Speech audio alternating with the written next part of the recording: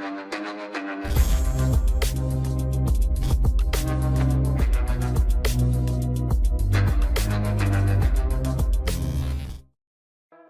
वालेकुम दोस्तों, welcome to इन्फोटेक्स। दोस्तों के गुड मॉर्निंग पैगामात से लेकर व्हाट्सएप जीतो पाकिस्तान के जाली पैगामात तक, आज व्हाट्सएप दुनिया की मकबूल तरीन मैसेजिंग ऐप बन चुकी है। इनके माहाना सार्फिन की तादाद 2 बिलियन से ज़्यादा है। इसका मतलब ये है कि दुनिया की 25% आबादी इस ऐप को इस्तेमाल करती है।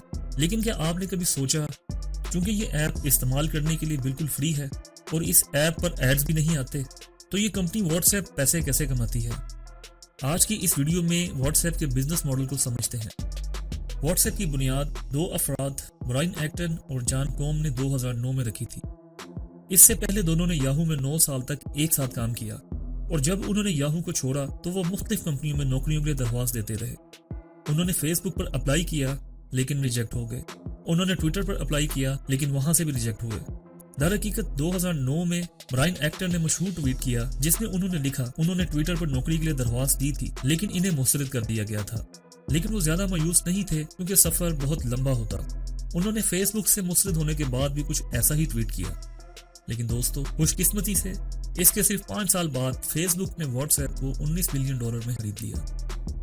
लेकिन इस बात का जानना ज्यादा जरूरी है कि इन्हें व्हाट्सएप बनाने का ख्याल कहां से आया। जॉन कॉम अक्सर जिम जाया करते थे और वहां शायद वो अपने दोस्तों की कॉल्स वसूल नहीं कर पाते थे। इनके दोस्त गुस्से में इन्हें मिस कॉल्स करते थे, जिस चीज ने इन्हें ये सोचने पर मजबूर कर दिया कि कोई ऐसी ऐप या कोई ऐसा सोर्स होना चाहिए जो ये पोस्ट कर सके कि वो इस वक्त जिम में हैं, ताकि इनके दोस्त इस नोटिस को देख सकें और समझ सकें कि चूंकि वो जिम में हैं इसलिए इन्हें फोन नहीं करना चाहिए। इसी बुनियादी ख्याल पर उन्होंने व्हाट्सएप बनाई। यहाँ ये नोट करना ज्यादा जरूरी है कि शुरू में ये ऐप स्टेटस दिखाने के लिए बनाई गई थी, ना कि पैगामात भेजने के लिए। आप इस ऐप से किसी को पैगाम नहीं भेज सकते थे, जैसा कि आप आज के दौर में कर सकते हैं। और ये ऐप व्हाट्सएप से बनी। व्हाट्सएप लफ्ज व्हाट्सएप से आया है। जैसा कि आप लोगों से पूछते हैं कि क्या हो रहा है, आप कैसे हैं। इस ऐप पर आप आसानी से दूसरों को बता सकते हैं कि आप क्या कर रहे हैं। मतलब आप इस ऐप पर अपने मौजूदा मूड को आसानी से पोस्ट कर सकते हैं।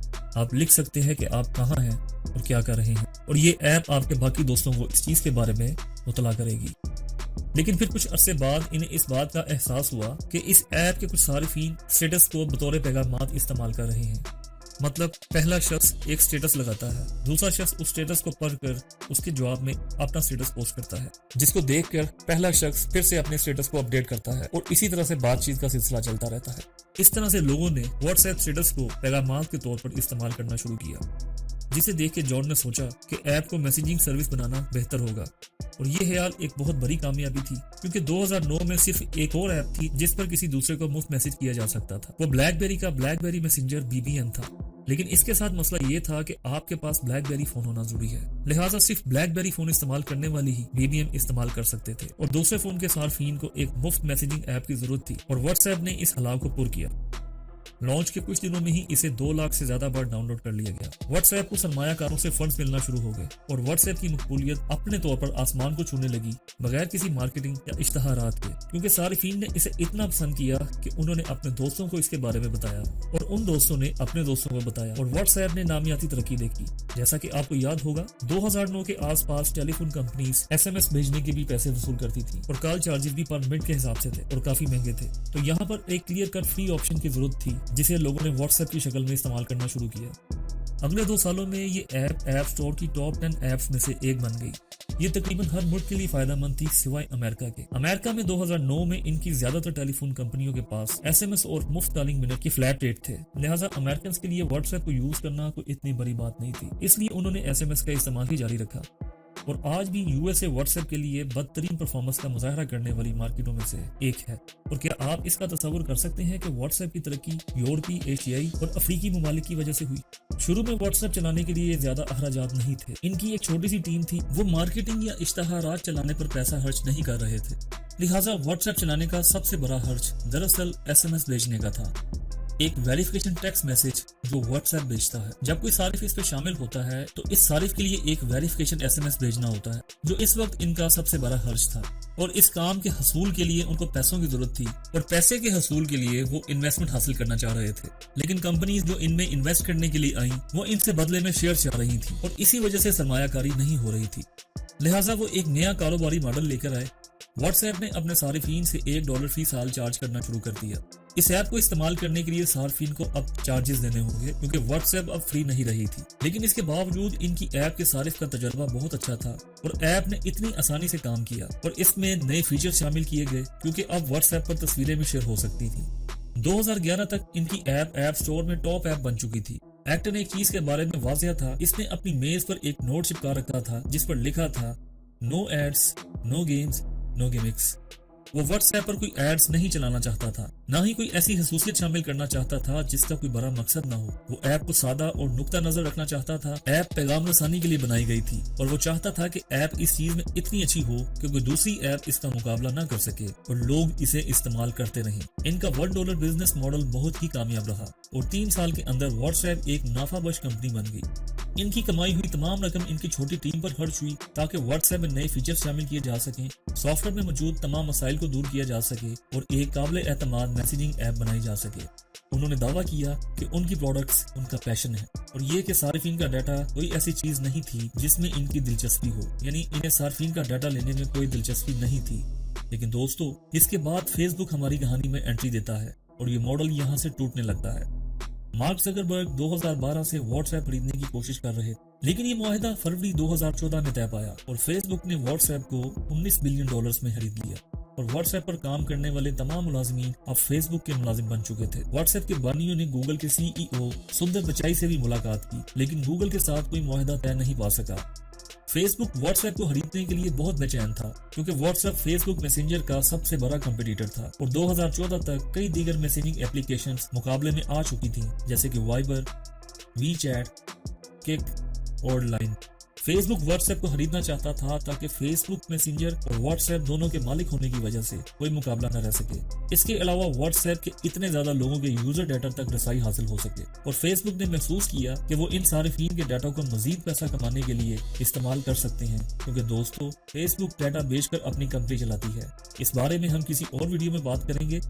معاہدے کے بعد واٹس ایپ کے بانی ایکٹن اور کوم راتوں رات ارب پتی بن گئے۔ اگر آپ ان کے واٹس ایپ بیچنے کی وجہ کے بارے میں سوچ رہے ہیں تو فیس بک اور مارک زکربرگ نے انہیں بتایا تھا کہ وہ حصول کے بعد بھی انہیں واٹس ایپ کو آزادانہ طور پر چلانے کی پوری اجازت دیتے ہیں اور یہ کہ ان کے کام میں کوئی مداخلت نہیں ہوگی۔ اسی وجہ سے وہ اسے فروخت کرنے پر راضی ہو گئے کیونکہ انہیں لگا کہ یہ ایک اچھا سودا ہے جس میں انہیں پیسے بھی ملتے ہیں اور اپنے اقدار پر سمجھوتا بھی نہیں کرنا پڑتا۔ لیکن دوستو، اس کہانی کا انجام خوشائن نہیں ہے کیونکہ اگلے برسوں میں فیس بک اور واٹس ایپ کے درمیان مسلسل تنازعات ہوتے رہے۔ واٹس ایپ اور اس کے بانیوں کی ٹیم پر فیس بک دباؤ ڈال رہا تھا۔ جنوری 2016 میں یہ معلوم ہوا کہ واٹس ایپ نے اپنی $1 فیس ختم کر دی ہے اور واٹس ایپ ایک بار پھر مکمل طور پر فری اپلیکیشن بن گیا۔ اس کے پیچھے وجہ یہ بتائی جاتی ہے کہ ایشیا جیسے کئی ممالک جہاں لوگوں کے پاس کریڈٹ کارڈ نہیں تھے تو وہ $1 فیس ادا کرنے کے قابل نہیں تھے اور بہت سے لوگ در حقیقت اسے برداشت کرنے سے بھی قاصر تھے۔ اس صورت میں اسے ایک مفت ایپ بنانے سے صارف کی ایک بڑی تعداد تیار کرنے میں مدد ملتی ہے، لہٰذا انہوں نے فیصلہ کیا کہ چونکہ وہ اب ایپ کو بڑھانا چاہتے ہیں اور زیادہ سے زیادہ صارفین حاصل کرنا چاہتے ہیں تو انہیں ایپ کے استعمال کو مفت بنانا ہوگا۔ پھر سوال یہ پیدا ہوا کہ بزنس ماڈل کیا ہونا چاہیے اور انہیں پیسہ کیسے کمانا چاہیے۔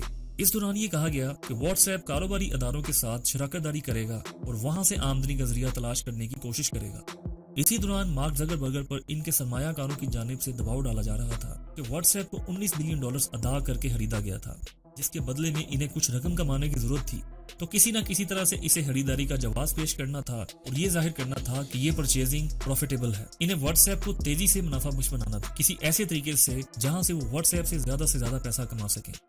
اسی وجہ سے مارک نے واٹس ایپ کے بانیوں پر دباؤ ڈالا، جسے تنگ آ کر واٹس ایپ کے بانیوں نے بالآخر مارچ 2017 میں اسے ترک کر دیا اور یہ کہ وہ اسے مزید برداشت نہیں کر سکتے۔ برائن ایکٹر نے ستمبر 2017 میں اپنی ملازمت سے استعفیٰ دیا، جس کے چند ماہ بعد جان کوم نے بھی واٹس ایپ چھوڑ دی، یہ کہتے ہوئے کہ ڈیٹا پرائیویسی اور بزنس ماڈل کے بارے میں فیس بک کی جو رائے ہے وہ اسے واٹس ایپ پر لاگو کرنا چاہتا ہے، جس سے انہیں اتفاق نہیں، اور یہ کہ وہ اس چیز کو کسی بھی طرح سے برداشت نہیں کر سکتے اور اسی وجہ سے وہ واٹس ایپ چھوڑ رہا ہے۔ دوستو، آپ کہہ سکتے ہیں کہ 2018 کے بعد مارک زکربرگ نے واٹس ایپ پر اپنا کنٹرول قائم کیا۔ برائن ایکٹر نے ایک غیر منافع بخش سگنل فاؤنڈیشن قائم کی، اس کے ساتھ ہمیں ایک نئی میسیجنگ اپلیکیشن سگنل ملی۔ जैसा कि आप जानते हैं कि बहुत से लोग सिग्नल का मौजना व्हाट्सएप से करते हैं और यकीन करें कि सिग्नल बहुत से पहलुओं में एक आला ऐप है। ये आपके डाटा के राजदारी की हिफाजत करता है और ये व्हाट्सएप जैसी मुफ्त एप्लीकेशन है। और सबसे अहम बात यह है कि ये एक गैर मुनाफा बख्श एप्लीकेशन है, क्योंकि इस बार ब्रायन ने फैसला किया कि वो बिजनेस मॉडल में उलझना नहीं चाहते, क्योंकि वो जब भी प्रॉफिट के पीछे भागते हैं तो इन्हें किसी न किसी तरह से कंपनी के असूलों पर कंप्रोमाइज करना पड़ता है। इसी वजह से सिग्नल एक नॉन प्रॉफिटेबल ऐप रहेगी, जिससे इन्हें पैसा कमाने की फिक्र नहीं, और ये कि वो यूजर्स के डाटा की प्राइवेसी को यकीनी बनाएंगे और सारिफीन को वाकई एक फ्री मैसेजिंग ऐप फराहम करेंगे। तो दोस्तों, फिर व्हाट्सएप का क्या हुआ?